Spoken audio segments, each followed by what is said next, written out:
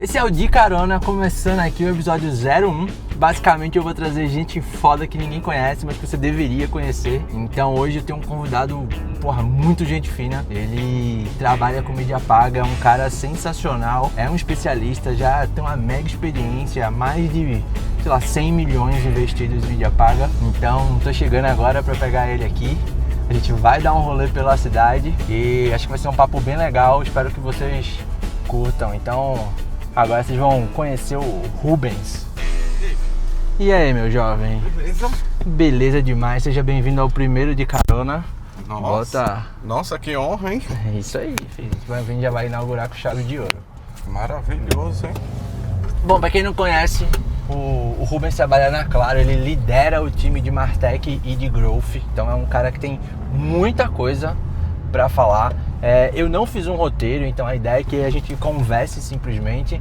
E antes de tudo isso, eu queria que você falasse um pouquinho pro pessoal aí como é o teu desafio na Claro, qual é a tua expertise. Eu já fiz uma pequena introdução, mas fica à vontade. Primeiro, fico honrado, né, com essa introdução. Espero chegar à altura da sua introdução. Né? Mas, bom, eu sou de Recife, estou na Claro há 4 anos. Meu desafio é muito claro. Claro. O desafio é claro, né? Eu trabalho na frente de Growth com o uso de Martech para crescimento das estruturas digitais de atendimento, né? E também a parte de vendas, né? Então tem um pouquinho ali de Growth Marketing, né? Na parte de utilizar ali os espaços digitais para rentabilizar esses espaços. Legal. Então... Mas uma coisa para todo mundo saber, é diferente quando você, você não trabalha no e-commerce, por exemplo. Não. Trabalha nas propriedades digitais, Exato. Nos produtos. Exato. A gente tem um desafio grande de não tornar... Isso daí acho que é de toda empresa que tem ali um aquário grande, né? Quando eu estou chamando de aquário, é um app com bastante usuários, um site com bastante usuários, né? Então toda empresa que tem um aquário grande tem que ter um pouco de visão de growth, led growth, né? Product led growth, que é não tornar os espaços digitais uma feira. Né? O cara tá chegando lá para pegar uma fatura, pedir um suporte técnico, né? Então ele porventura pode vir a comprar alguma coisa, mas esse não é o principal. Tem metas disso, né? Mas assim, a gente tem que fazer de uma forma que se torne orgânico isso, né? Boa, mas sabe uma coisa que eu vejo bem comum assim, dessa forma?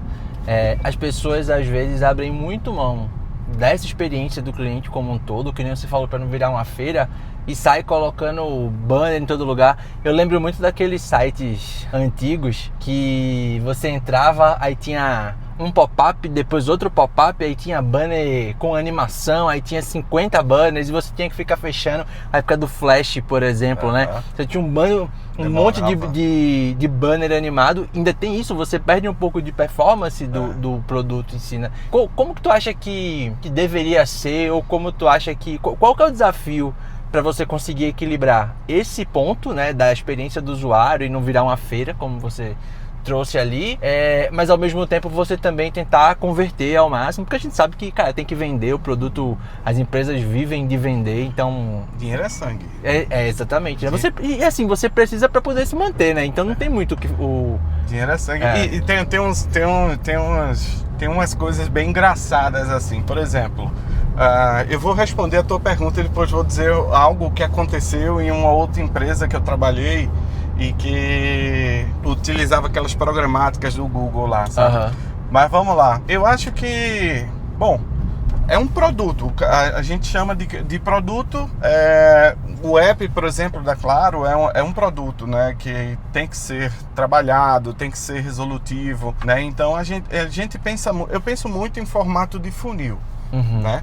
Então, qual é a real intenção do usuário quando ele chega dentro do app? Ele está querendo se resolver, né? Ele está querendo facilitar a vida e se tiver benefício lá, melhor ainda.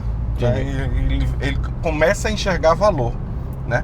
Então, eu acho que a melhor forma de enxergar isso é meio que uma valorização do cliente, né? Quando ele chega lá no app, ele, por muitas vezes, eu não vou dizer 100%, tá?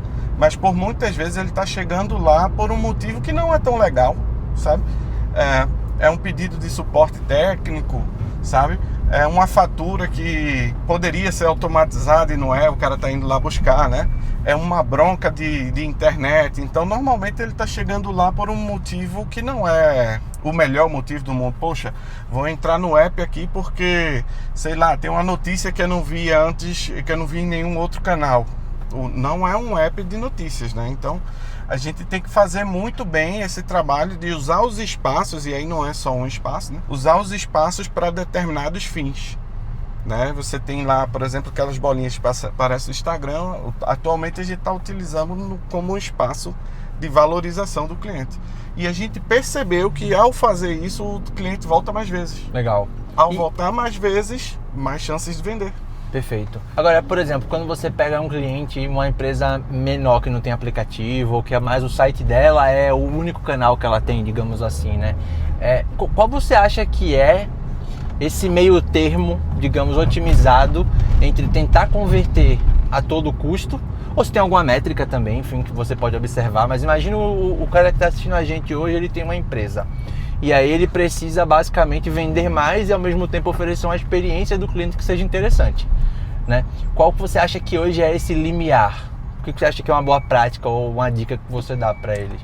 Tem métricas, né, que a gente acompanha para determinados fins. Quando o objetivo é valorizar o cliente, a minha métrica principal é frequência. Então, olhando para esse case que tu me passou de outro cliente com menos, sei lá, menos usuários, você normalmente tem uma rolagem com vários espaços ali, né? Tem um espaço principal, tem um espaço mais abaixo, numa seção mais abaixo, né?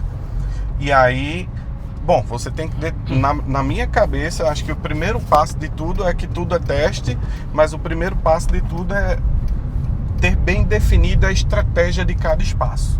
Legal. Então, se você tem um espaço mais premium, que está ali na primeira seção da tela, eu acho, na minha cabeça, funciona mais você se tornar interessante logo na primeira... Dobra. Na primeira dobra ali.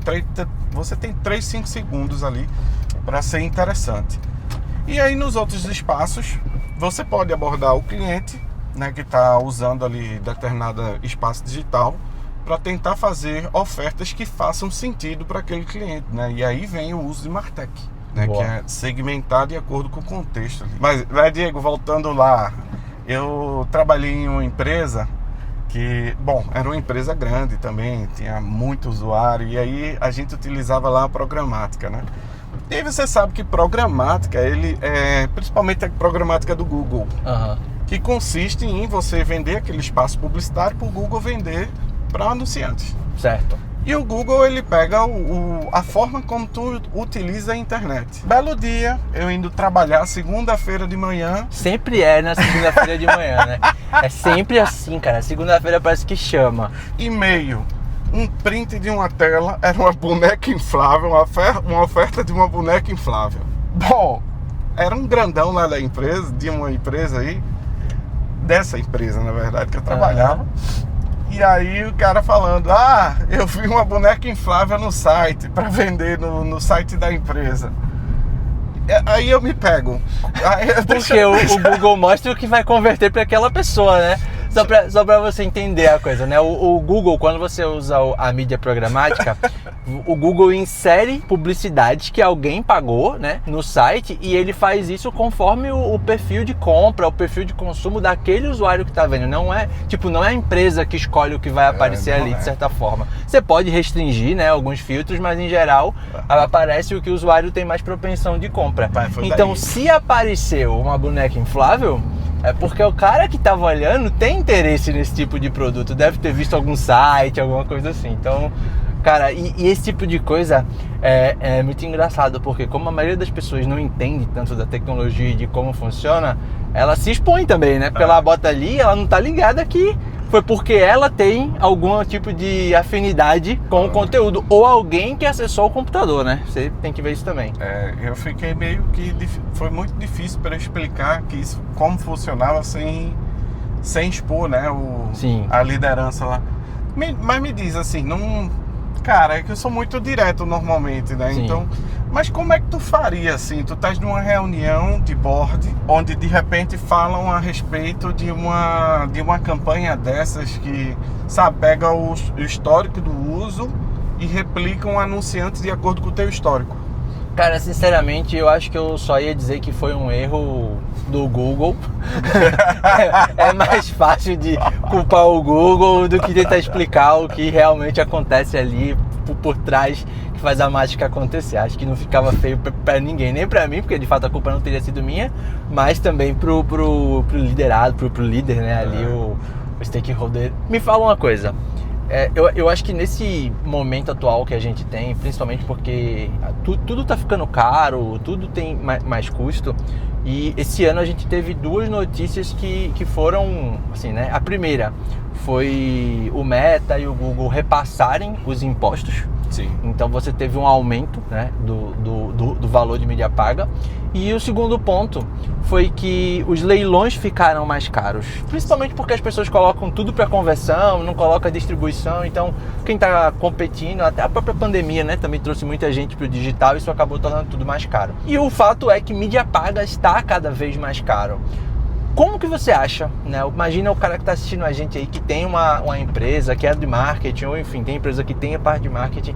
Como que você lida e qual a sua dica para quem está passando por isso, lidar com o fato de que, cara, cada vez as empresas querem mais resultado, né?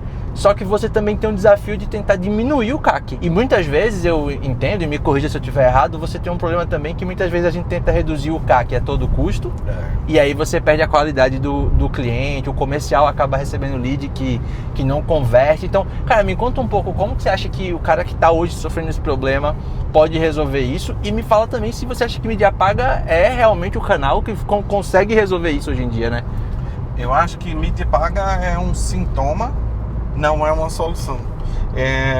E aí, para falar de mídia paga é algo que para mim é muito legal, porque eu venho desse mundo, né, de mídia paga. Cara, esse ano a gente teve duas notícias aí, né, da inserção dos impostos aí, principalmente no Meta. O Meta é que fez isso agora, né? E aí eu penso o seguinte, a respeito de CAC alto, cara, é visão de growth no final do dia. Você tem CAC alto por algum motivo dentro do funil, sabe? Eu acho que tem impacto essa questão de mais custo de leilão, do Meta inserir ali taxa, sabe? Mas isso implica muito nos canais que tu utiliza e no funil por dentro do que acontece com o lead, né? Então, vamos lá. O CAC, ele é alto por conta de mídia paga ou ele é alto por conta do pipeline lá do comercial que não tá andando, sabe? Eu acho que não é uma questão de eu contra você, é uma questão de, poxa, esse lead tá chegando, ele tá... quando o comercial pega esse lead, ele tem todos os dados que ele precisa ter para poder fazer o lead andar dentro do pipeline, fazer as perguntas corretas, entender o momento do lead, sabe?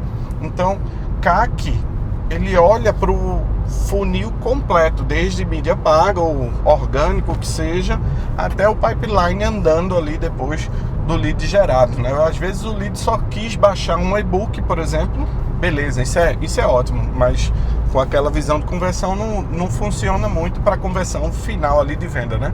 O lead só quis baixar um e-book, chegou lá no comercial, e o comercial, e aí, faz sentido para você? E o lead, poxa, eu só queria um e-book, sabe? E no final do dia, quando você vai ver lá no final do mês, o CAC tá altíssimo, mas tá altíssimo de repente porque tu estás usando vários canais simultâneos que não está preparando, está gerando lead, mas não está preparando o cliente, né? Isso é um ponto bem interessante, porque eu venho da escola do marketing orgânico, né? Do conteúdo orgânico. E uma das percepções muito erradas que as pessoas têm é de que o orgânico, ele é quem também vai converter. E pode acontecer. Mas eu percebo duas coisas. A primeira, né? Não se usa o orgânico para fazer isso que você acabou de falar, que é movimentar o lead, né? Dentro das etapas do funil. E o lead, quando ele chega para o comercial, com brand na cabeça, já conhecendo a marca, tendo baixado alguma coisa, o ciclo de venda também fica muito menor. Esse é o primeiro ponto. E aí vem o outro, que é o seguinte: se usa muito mídia paga com o objetivo de conversão. Eu acho que ainda tem muito espaço, mas poucas empresas, né, poucos business estão usando mídia paga para fazer a distribuição de conteúdo, que é onde eu acho, aí é uma opinião, tá? Eu acho que é onde você tem a oportunidade hoje de diminuir o CAC, porque você usa mídia paga de uma maneira mais barata, se você for pegar principalmente ali, né, sobre impressão e sobre interação, é mais barato do que para conversão, e é onde eu acho que tem mais oportunidade, tanto de você melhorar o relacionamento com o cliente, mas principalmente de você diminuir o CAC. Todo trabalho orgânico, ele também é custeado, né? Você tem um custo ali de mão de obra, hora homem, etc, né? Quando você faz essa visão de CAC, você está olhando tudo. Mas, assim, a tendência dos leads gerados a partir de meios orgânicos normalmente são leads que já são super educados. Ou seja, leads que já têm total consciência do que precisa e o que tu oferece. Porque normalmente um lead orgânico... Bom, nesse momento do vídeo, o celular que estava com o microfone, ele parou de gravar, eu não percebi. Então, a partir de agora, o vídeo vai ficar com uma qualidade de som um pouco pior e com um pouco mais de ruído, mas não vai acontecer nas próximas gravações, a gente já vai resolver isso. Mas a qualidade do conteúdo continua tão boa quanto até melhor. Então, muito obrigado e continua aí. Passou, por exemplo, por SEO, ele te viu no Instagram, já sabe o que tu faz e o que tu soluciona. Sabe? Normalmente esses leads, eles são super qualificados, de orgânico. Sim. O porém é que normalmente, e isso é comum nas empresas, né? As empresas, elas têm muita pressa, né, de movimentar o funil. Demais. E o orgânico, ele demora algum tempo. Lógico, depois que pega, tem um dado do Booking que é muito interessante. O Booking, 70% dos leads que fecham no Booking vieram de mídia orgânica. Agora, por quê? Porque o Booking está o tempo todo fazendo branding.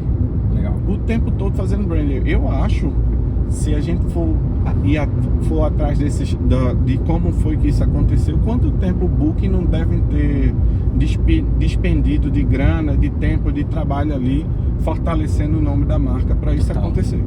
70% é muita coisa, pô. Sim, demais. É uma empresa holandesa, trabalha com o mundo inteiro. Sim.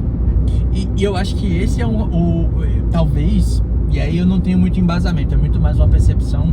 Eu vejo que as empresas estão olhando um pouco mais agora para o orgânico, seja em rede social como um todo, mas principalmente para o YouTube, para esse fortalecimento de marca. Assim, eu não sei se por algum hype, principalmente porque você tem algumas empresas grandes, G4, falando, né, sobre Founder-led Growth, sobre conteúdo, enfim, mas eu percebo que talvez a questão de tudo tá ficando muito caro, né, e o público tá ficando um pouco mais maduro também, né, a questão de você ver um banner e você simplesmente nem enxerga mais aquele, o anúncio, né. Eu vejo que tá crescendo um pouco essa visão. E aí um outro hype que muito forte, que não dá para você não falar, é a questão da IA, inteligência artificial. E aí eu queria entender, no teu trabalho, principalmente para mídia paga, que é algo que todo mundo acaba fazendo um pouco, cara, o que tu acha que vai realmente mudar? Qual que é a tua visão de futuro? O que hoje tu já usa? O que tu indica as pessoas já usarem? Mas qual é a tua visão de futuro, pelo menos nos próximos 2-3 anos aí, que acho que é o que a gente consegue vislumbrar mais fácil? Acho que em mídia paga, o uso de IA, ela te permite ganhar escala mais rápido, assim, fazer testes constantes mais rápido. Hoje eu utilizo a criação de copy, o criativo, né, e traqueamento também, todo ele à base de IA, sabe? E eu estava testando até essa semana algo lá na parte de mídia paga para autoatendimento, né? Uma IA que te reporta dados do Google já com insights, onde é que sabe, a performance não está muito boa, sabe, onde é que a gente pode melhorar a questão das performances das campanhas. O uso de IA, ou seja, ela é meio que um copiloto mesmo. Ele é um copiloto, mas é um copiloto que você tem que ter bastante cuidado. Acho que você falou de tráfego orgânico. A gente vai falar, de repente vai falar muito, né, de tráfego orgânico e tráfego pago, que eles se complementam, né, de uma forma. As pessoas gostam muito de colocar um versus o outro, só um é melhor que o outro. Eu acho que os dois se complementam no final do dia. E são dois canais que inclusive deveriam ser usados por todos, não só focando em um, né, porque se você for pensar direitinho, A mídia paga, ela é o curto prazo, é o que você falou, geralmente o pessoal quer resultado rápido. E aí você abre mão do resultado de longo prazo e você cria uma dependência ainda maior de mídia paga, que tende sempre a aumentar. Cara, eu fiz um trabalho numa empresa que eu presto consultoria, uma empresa de saúde empresarial, corporativa, saúde corporativa. E aí a gente focou muito o ano passado, lógico, não foi tudo, mas uma parte do orçamento ali destinado à criação de conteúdo para fomentar mesmo a força de marca, né? Branding na veia mesmo. Isso impactou totalmente esse ano, sabe? A gente tinha ali um custo de conversão de MQL, lead qualificada, R$260 mais ou menos. Hoje, se a gente olhar o orgânico e o pago junto, a gente está com um fluxo constante de custo por conversão de R$60, sabe? A gente começa a enxergar a força de marca atuando em conjunto com mídia paga, né? Eu fiz muito trabalho de brand ali, e aí um hackzinho agora, tá? Para mídia paga, para essa parte de brand. Aumenta a frequência das tuas campanhas de brand para 2 vezes a semana, tá? Esse mesmo lead que vê a tua empresa durante um mês 4 vezes, ela vai lembrar do que é que tu faz, quem é você, sabe? Até para uma abordagem de outbound, né? Sem dúvida, sem dúvida. E quando o SDR entra em contato, o cara já sabe quem tu és. Isso é legal. Quando tu bota uma mídia de conversão, de mídia paga, com objetivo de conversão, o lead já sabe quem tu és, o que tu soluciona, e aí o custo despenca, sabe? E se você fizer isso várias e várias vezes, lógico, esse usuário, quando ele precisar da tua solução, ele vai atrás de tu organicamente. Isso está acontecendo nesse momento com essa empresa que eu acabei de falar. Muito legal. E isso de ver a marca é principalmente importante para o pessoal de brand, né? Porque tem uma dificuldade do pessoal de brand de mostrar, né? De mostrar o valor que branding tem para o negócio, principalmente porque tem dificuldade de medir. Né? Isso é um ponto que é importante. Então, você fazer um comentário como esse, mostrando que, pô, só o fato do cara visualizar mais a marca, facilitar o processo da abordagem do SDR e tudo isso, pô, isso é um ganho que o brand consegue metrificar e provar, né? Ver como as coisas são conectadas. Quando a gente fala de CAC, tem custo de SDR lá dentro, tem custo de estrutura, e quando você faz branding no longo prazo, o CAC tem a tendência de cair de forma muito natural, porque os leads que chegam, eles já te conhecem, eles já sabem o que tu faz, sabe? Então, assim, é mais fácil de empurrar o lead no pipeline. Empurrar, que eu tô falando, é fazer ele passar pelas etapas do lado comercial. Então, assim, ajuda muito nesse sentido de... Agora, lógico, brand leva tempo, sabe? Eu acabei de falar aqui da frequência aumentada ao longo do mês. Sim. Nem sempre as empresas têm um mês para esperar. Sim, né? Então, normalmente as empresas, elas colocam metas mais agressivas ali. Mas isso é um pouco correr atrás do rabo, porque no próximo mês você não consegue investir de novo, porque você precisa do resultado, e ao mesmo tempo você não vem investindo constantemente para no outro mês você começar a colher resultado, né? Isso é talvez aí o dilema mais comum dentro das empresas, né? Não vou investir no orgânico agora porque eu preciso de mais resultado, e aí no mês que vem você não consegue investir porque você continua refém, porque você precisa ter mais resultado. E se você também quer investir mais no seu orgânico, aparecer mais, tudo isso, você tem que conhecer uma ferramenta que chama Audicel. Tem um link aqui embaixo, certo? Você consegue entrar, ela é online, e você consegue criar carrosséis baseados em áudio. Então você envia um áudio para a ferramenta pedindo, ele usa IA para criar o conteúdo, e você vai ter o seu conteúdo feito ali em carrosséis que você pode postar no Instagram. E se você olhar aqui, tem um cupom de desconto de R$50 para o primeiro mês. Cara, muito bom a nossa conversa. Tô feliz aqui com o que a gente tá falando. Acho que tem muito conteúdo rico. Mas o que tu acha que vai ser, não vou dizer o hype do mercado, mas qual é o movimento que tu acha que para esse ano e ano que vem, que realmente vai acontecer com IA dentro desse mundo das empresas, né? O que tu acha que as empresas conseguem construir com IA? O que tu acha que vai vir por aí, que vai conseguir deixar mais fácil para as empresas venderem, fazerem marca, enfim? Eu acho que IA serve para tudo hoje, né? Então, minha mulher tá grávida, por exemplo, ela fica consultando o ChatGPT o tempo todo. Só a partir daí você olha com viés de, poxa, tem tantas possibilidades possíveis que, cara, eu vou falar algumas aqui, por exemplo, que já é do meu uso diário, né? Então, otimização de campanha, otimização de criativo, de copy, sabe, melhoria de SEO. Eu acho que utilizar a IA como ferramenta, agora lógico, você não pode botar tudo nas costas da IA, você tem que ser o ser pensante, né? Tudo depende de como tu pede, qual o contexto que tu dá para IA, sabe? Eu acho que tem muita coisa que dá para fazer, cara, é um mundo N8N com IA, sabe? Eu tô experimentando bastante ultimamente isso, sabe? Eu acho que IA para setor financeiro, IA para RH, sabe? A GUP utiliza muito hoje já, né, IA para... inclusive muita gente odeia, né? Tem esse ponto, né, que IA é muito bom, mas é perigoso. Então, por exemplo, com viés de branding, como é que você mantém um tom de voz para uma empresa utilizando copies criadas em IA, sabe? Eu acho que tem um ponto que as pessoas não entenderam. E essa semana aconteceu comigo, por exemplo, eu estava conversando com uma pessoa que é bem importante do mercado, carro alto, e eu falando, porque a IA pode mentir, alucinar. Ele olhou para mim com uma cara assustada, falando assim, como assim, a IA mente? e aí eu fiquei tipo assim, pô, se ele não sabe disso, provavelmente tem alguma alucinação, seja nos relatórios que ele fez, nas consultas que ele fez, e às vezes você nem sabe, né? Então eu achei isso bem interessante. Mas um outro ponto é que as pessoas elas não sabem pedir para IA o que realmente querem. Existe uma dificuldade muito grande de prompt, por exemplo, né? Tanto que você vê vários cursos de engenharia de prompt, e o fato é, cara, a gente não sabe pedir nem pro ser humano. Tanto é que comunicação é um dos principais problemas dentro das empresas. Exato.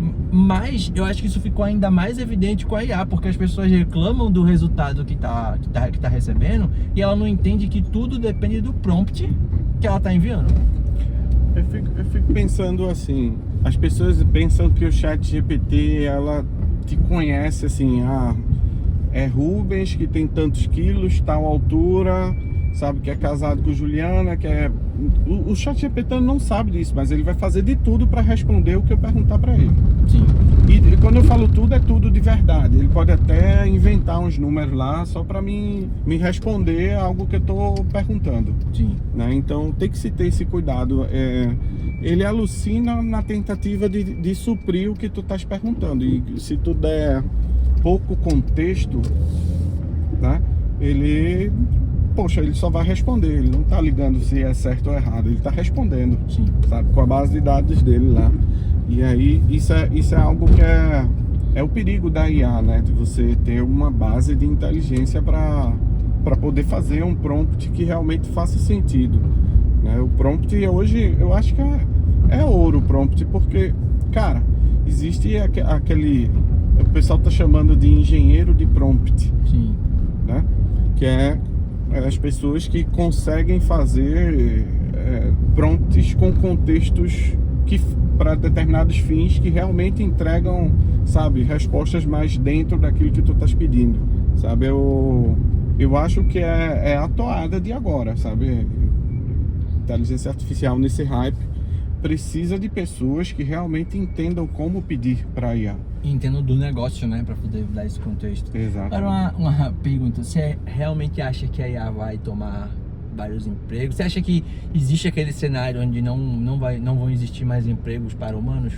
Eu acho que as pessoas vão se adaptar, né? Tecnologia sempre foi algo vivo e nunca estagnou. Né?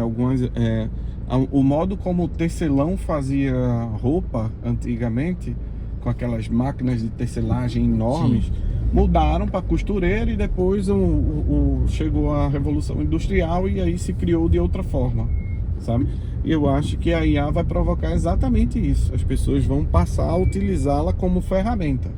Lógico, para empresas pequenas, onde o orçamento é menor e se espera menos no sentido de, se fizer metade do que um humano faz já tá bom, sabe? Eu acho que sim, essas empresas vão optar pelo uso de IA do que o uso do humano. Eu acho que a gente vai ter um processo de adaptação onde sim, alguns postos vão ser substituídos por IA, principalmente aqueles postos que não requer pensamento, né? São postos... É tipo o que aconteceu quando fizeram a cancela eletrônica, né? Exato. No shopping, que tiraram as pessoas que ficavam ali, né? Exato, são coisas repetitivas ali e realmente vai ser de uso de IA. Ou coisas repetitivas ou coisas assim, de análises de muito grandes, de muitos números, assim.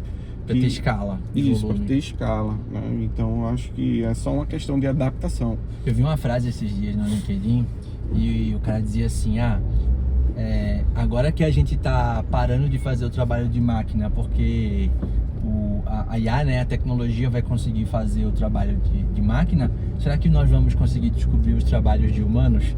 E cara, eu achei isso fantástico, porque na prática talvez existam coisas que realmente só humanos consigam fazer, né? E tem uma frase muito boa que eu gosto muito, esqueci agora quem é o autor, que fala, quando você estiver falando com outra alma humana, apenas seja outra alma humana, né? E eu acho que a gente realmente vai chegar num ponto de começar a conhecer coisas novas e até ter muito tempo livre. E aí é um perigo, porque tem aquele lance de quem tem muito tempo livre, a gente não sabe muito bem o que é que pode sair dali, né? Mas eu acho que a gente vai começar a descobrir coisas novas, sabe? Imagina assim, trabalhos que são realmente feitos por humanos. E aí eu tô falando com a minha fala de leigo, porque pode ser que já até exista IA para esse tipo de coisa. Mas o encanador, por exemplo, ele vai ser super valorizado. Sim. Um eletricista, por exemplo, sabe? Porque ele faz trabalho humano, ele vai lá, sabe? Ele conserta o encanamento. É muito difícil substituir, né? É muito difícil. É que nem o lance do mecânico, né? Você pode até ter um cenário onde um IA, por exemplo, faça um diagnóstico de um carro. Mas, cara, vai ter ainda, a não ser lógico, né? Se o Elon Musk lá começar a inventar os humanoides que façam tudo, aí eu imagino que realmente fique complicado. Mas eu acredito que vão ter outros trabalhos que a gente ainda nem conhece, sabe? Que a gente vai descobrir e que de fato vão ser trabalhos humanos. Pode ser. Eu acho que, olhando com o óculos de hoje, né? Dos trabalhos que só os humanos conseguem fazer, sabe? Eu acho que restaurante não... Talvez já... Poxa, eu usei um exemplo que já existe, né? Porque tem aquelas máquinas que já fazem a comida. Já existem. Eu acho que vai ter bastante...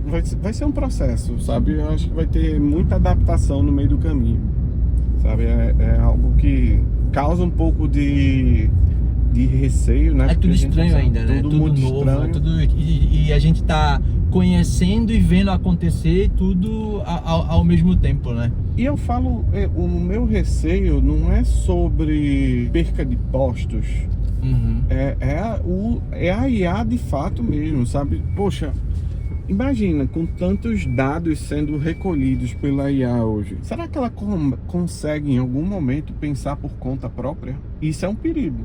Eu tenho... Eu acho que vai chegar nesse ponto. E se a gente for filosofar, aí que entra num ponto maior, porque tem aquele lance de acharem que a gente vive tipo uma Matrix, né? Nós estamos em uma simulação. Sim. Então você pode ir até mais fundo. Mas eu acho que a gente vai ficar sem muitos postos de trabalho, mas eu vejo que aqui no Brasil, principalmente, eu acho que ainda vai demorar muito. Eu acho que os próximos 10 anos a gente vai ter muita oportunidade boa, principalmente para empresas que vão conseguir massificar a operação, vão conseguir automatizar muita coisa. Acho que o principal desafio vão ser as empresas pequenas, tá? Porque é onde você vai ter que ter uma criatividade maior, as ferramentas costumam ser caras. Acho que com o tempo também as IAs vão acabar ficando um pouco mais baratas, mas é onde eu acho que vai ter mais oportunidade. E um dos pontos que eu acho bem interessante é porque você vai ter, principalmente na parte de conversa e de inteligência conversacional, eu acho que no futuro, não muito distante, os agentes vão conversar entre si, né? Então nem vai ter mais uma interação tão humana para compra, mas eu acho que pelo menos nos próximos 5 anos, o grande valor da IA vai ser conseguir medir e se adaptar quase em tempo real, melhor que um humano ali, por exemplo, numa conversa no WhatsApp, num atendimento.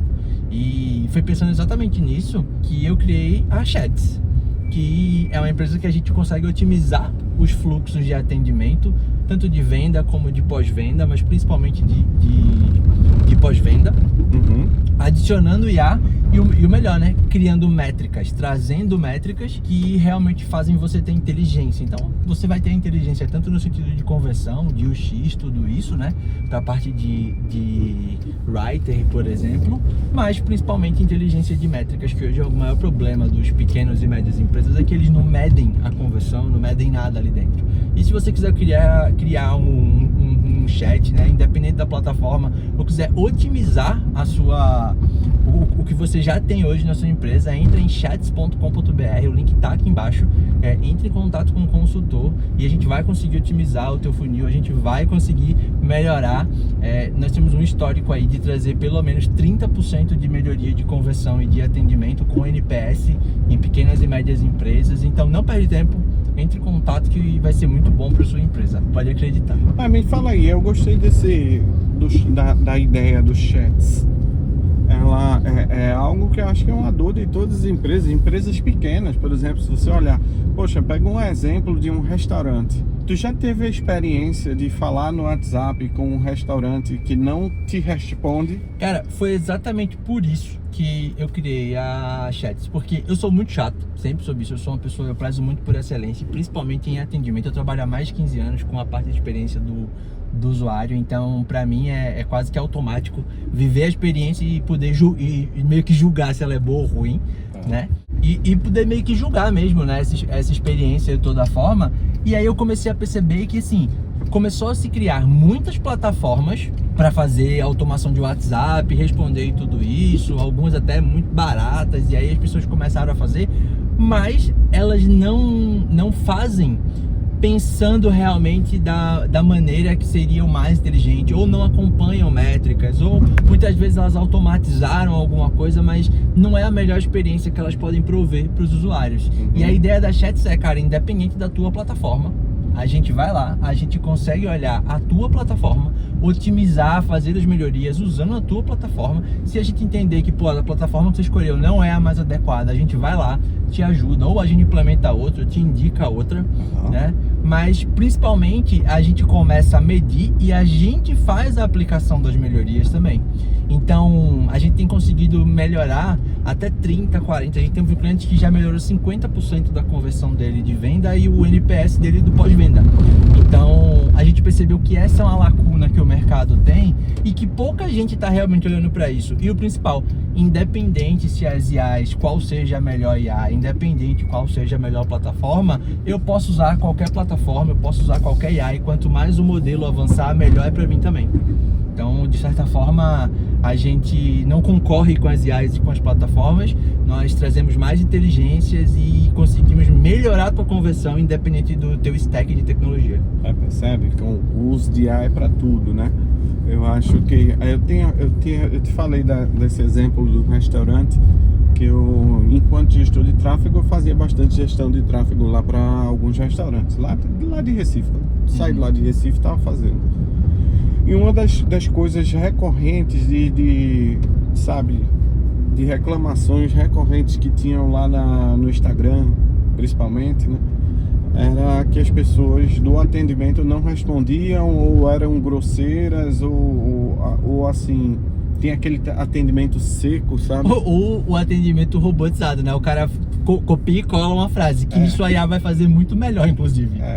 E a maioria realmente demora pra responder, sabe? Cara, você for ver, principalmente lojas pequenas, o cara faz uma pergunta, por exemplo, o cara clicou no anúncio, aí ele vai lá no final de semana, 11 horas da noite, você só vai responder na segunda-feira, de 9 horas da manhã. Cara, às vezes o cara queria comprar, queria uma resposta, e eu sei, você não é obrigado a estar ali, mas você tem uma automação que vai conseguir resolver, vai conseguir conduzir o cliente nesse processo de compra e até fazer a conversão. Cara, isso é sensacional, né? E teve um case engraçado, que eu entrei em contato com a empresa, sabe? E existe, lógico, a empresa quando faz gestão de tráfego, mídia paga para as pessoas entrarem em contato no WhatsApp, né? Existe uma lacuna entre o usuário clicar no anúncio e falar no WhatsApp, né? Então, o que o gestor de tráfego consegue enxergar é o clique no anúncio. Sim. E depois, quando esse usuário fala pela primeira vez, beleza, aí você dispara um evento lá no traqueamento de, beleza, falou first mensagem, primeira mensagem. Aí o vendedor vai lá e fala com esse cliente. E aí esse lead nunca mais volta, sabe? A gente tinha uma métrica chamada taxa de adesão, que é quando o cliente responde a primeira mensagem do vendedor. Legal. Sabe? E aí, beleza. A taxa de adesão estava lá embaixo, né, nesse cliente que eu estava fazendo.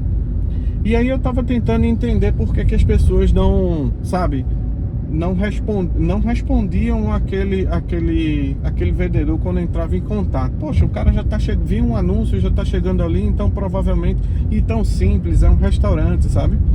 E aí o que a gente enxergou foi que no horário de pico do restaurante, das 9 até as 11, a IA tava dizendo que ela tava de folga. A IA do restaurante tava dizendo que só trabalhava até as 18 horas. Conheço uma empresa que recentemente passou por um problema similar. A IA falando que ela não trabalhava mais no horário que pediu para o cliente entrar em contato de novo segunda-feira, horário comercial. É quando eu digo a você que IA... O mundo não é tão sério quanto parece. É porque a IA precisa descansar também. É isso. Mas o problema é porque você não pode depositar 100% da sua confiança em IA, sabe? Sim.